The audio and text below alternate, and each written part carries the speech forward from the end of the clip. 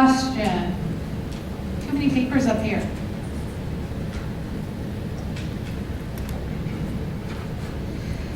The first question for all the candidates is, how did you come to the decision to run for office? And we'll start with Mr. Dold. Well, thank you so much for giving me that opportunity. And I think I told you a little bit in the opening that when I decided to run for Congress, it was because I felt, as a small business owner, someone that meets a budget and a payroll and signs the front of a paycheck, which I think is absolutely what we need in Washington today, is more people like that, that understand what it's like to actually hire.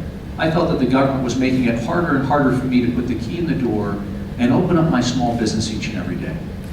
And frankly, it should be quite the opposite. They should be making it easier for me to open my business, easier for me to hire that next individual. The other reason was that the out-of-control spending that was going on in Washington, from my perspective, was absolutely the wrong approach. The Republicans were overspending, the Democrats were overspending. Washington has a spending problem. And so for my three children, I have a 10-year-old, an 8-year-old, and a 5-year-old. I want to make sure that they have the same opportunities, because I believe that what was happening is that we were all going to, in essence, violate the American compact, which means that we're going to leave our country better for the next generation than we received from our parents and grandparents. And frankly, I was terrified that I may be that first generation that doesn't do that. And for me, that's just unacceptable.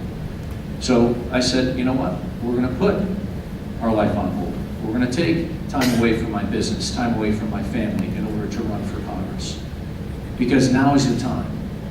This is about creating upward opportunity and upward mobility for all Americans. And that was the reason why I decided that this was the time that we had to step up and run for Congress. Thank you, Mr. Dold. Melinda Bush is the next candidate.